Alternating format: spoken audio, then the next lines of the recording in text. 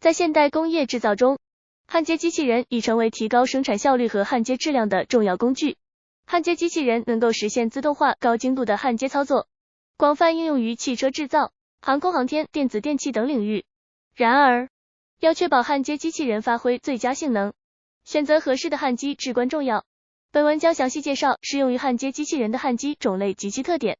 气体保护焊是焊接机器人常用的一种焊机类型。这种焊机使用惰性气体如氩气或二氧化碳来保护熔池，防止氧化和氮化。气体保护焊具有焊缝质量高、飞溅少、热影响区小等优点，适用于各种金属的焊接。在焊接机器人上应用时，气体保护焊可以配合送丝系统和焊枪运动控制器，实现高效稳定的焊接过程。激光焊机也是焊接机器人常用的设备之一。激光焊利用高能量密度的激光束作为焊接热源，实现金属材料的快速融化和凝固。激光焊具有焊接速度快、热变形小、焊缝美观等优点，尤其适合于精密零件的焊接。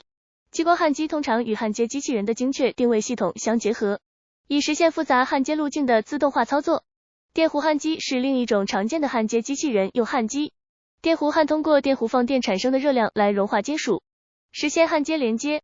根据电源类型的不同，电弧焊可分为直流焊和交流焊两种方式。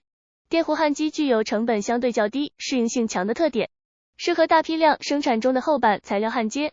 在焊接机器人的应用中，电弧焊机通常配备有自动调节电流和电压的功能，以适应不同焊接条件的需求。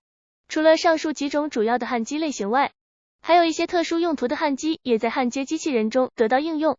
例如，搅拌摩擦焊机利用搅拌头的旋转摩擦产生热量进行焊接，适用于铝、镁等非铁金属的焊接。